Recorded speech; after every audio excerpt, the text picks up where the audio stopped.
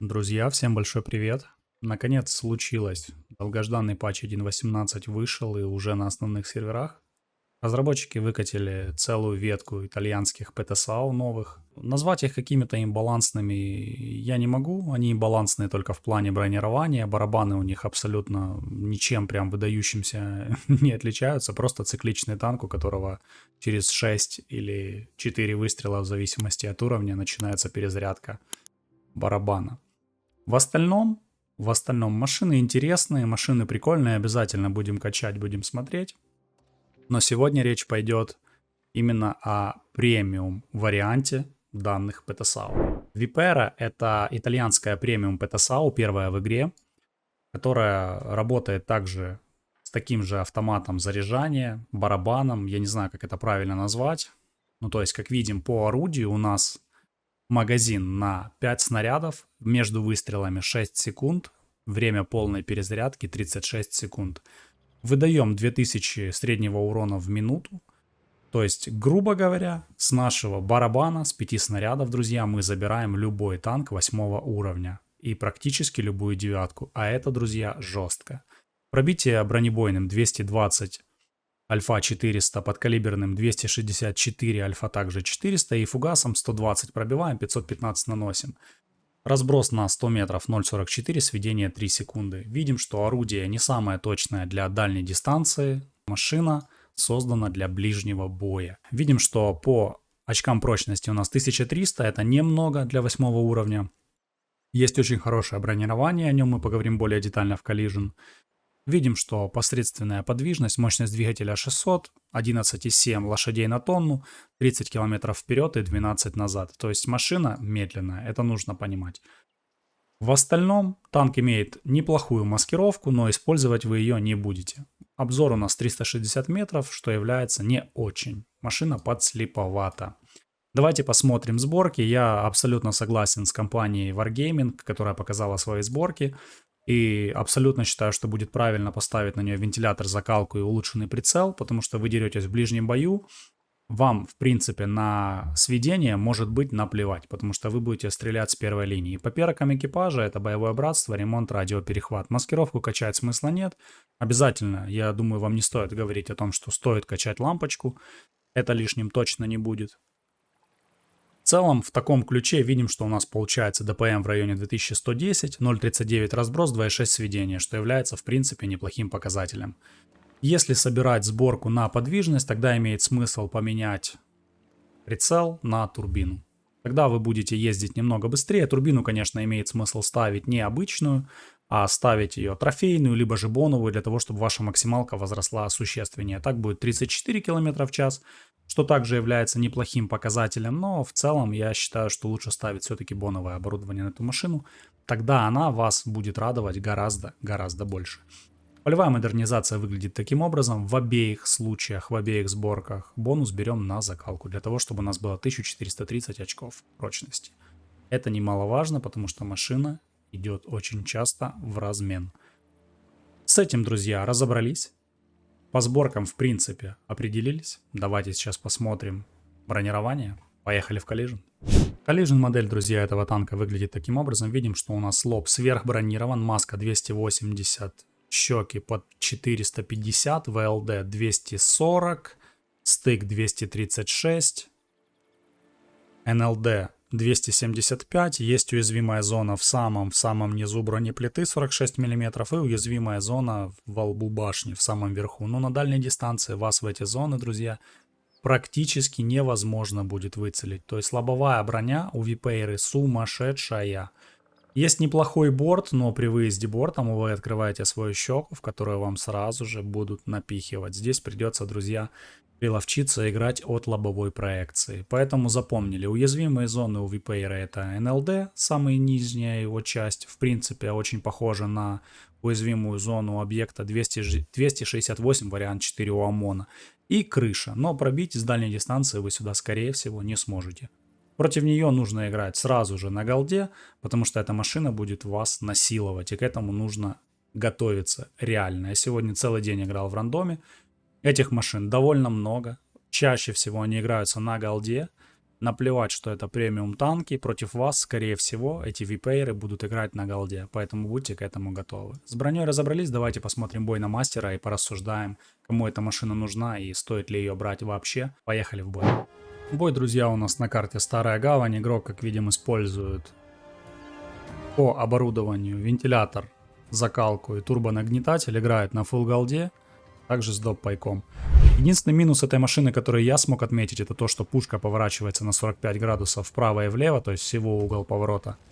В горизонтальной проекции 90, это не особо много, то есть башня не 360 вращается, а 90 градусов перед собой, этого мало действительно.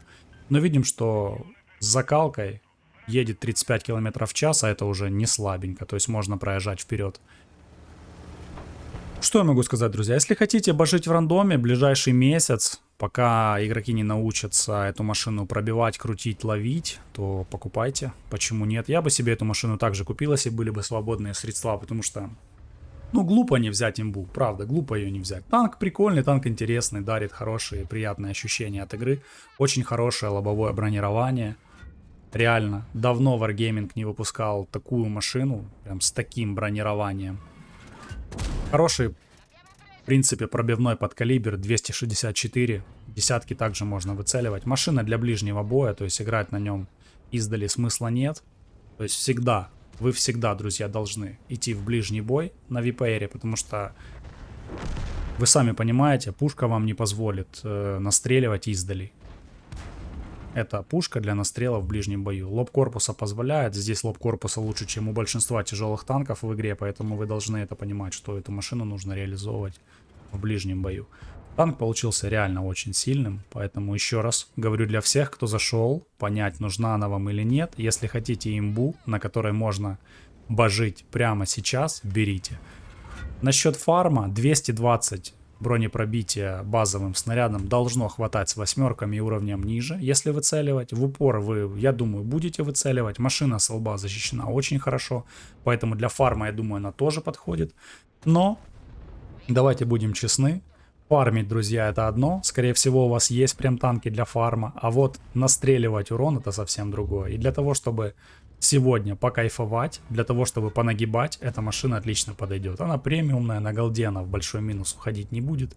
Поэтому, если хотите получить приятные впечатления от игры, VPR — это ваш выбор. Ваш выбор в пользу того, что это нагиб за деньги.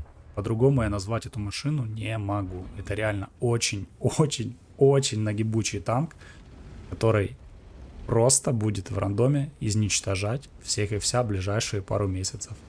Все зависит, конечно, от разработчиков. Но те, кто эту машину купил, и если, опять же повторюсь, эти игроки имеют понимание, как играть, они будут нагибать на VPR 100%. Поэтому с этим разобрались. Давайте поговорим, кому она подойдет. Если вы все-таки ее покупаете для фарма. Смотрите, если вы любитель тяжелых танков, если все ваши премы тяжелые танки, можно смело брать. Этот танк максимально приближен к геймплею тяжелых машин. Да, от борта стоит учиться танковать, потому что борт здесь не совсем защищен, вернее щека, то есть она имеет уязвимую зону.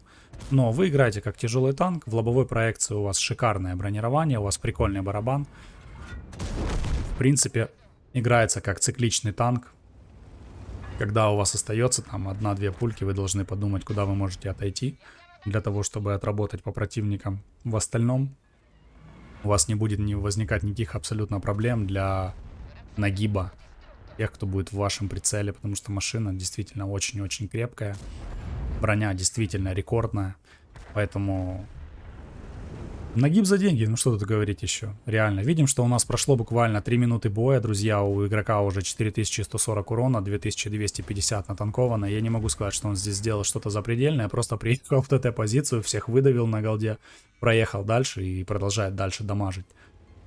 Бой на мастера, как я уже сказал, сейчас в рандоме этих VPR много, игроки еще статисты, которые не смогли поставить высокую планку по опыту для этого танка, поэтому я думаю, сегодня и завтра это отличное время для того, чтобы получать на них мастеров. выкатывать их в ангар. В ближайший месяц эта машина точно будет создавать проблемы для большинства игроков, поскольку класс игроков у нас в игре в большем количестве, он довольно низок, и многие играют просто для того, чтобы поиграть, не изучая ни ТТХ техники, ни слабые уязвимые зоны. Поэтому нагиб за деньги — это реально, друзья. Так что, если говорить в целом, обобщенно, машина получилась хорошая, ветка в целом всех танков получилась хорошая, итальянских, там интересные ПТшки. Насчет, конечно, их особенностей по барабану, ничего особенного я в этом не вижу. То, что у вас, неважно, от артиллерии или же от крита у вас всегда будет один и тот же урон, это такое. То есть могли бы заморачиваться с дозарядкой, это было бы, мне кажется, как-то поинтереснее. Но в целом, то, что они очень хорошо бронированы со лба, то, что у них есть барабан, это больше сделан в угоду баланса, мне кажется, для того, чтобы он просто давал там 5-6 выстрелов и уходил в КД, а не стоял там циклично, разваливал всех подряд. Поэтому будем говорить с вами о всех, я думаю, танках, о десятке так точно поговорим в ближайшие дни. По премиум технике, по премиум VPR я могу точно сказать, друзья, что машина получилась очень сильной.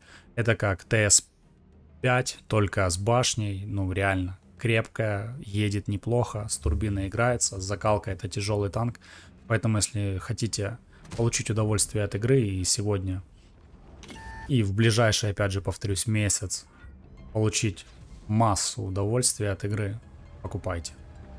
Это не реклама, друзья, Wargaming мне за это ничего не платит, я просто вам говорю и констатирую факт того, что машина получилась реальной и балансной, и против других премов, которые есть, она, ну реально на голову выше, особенно по бронированию.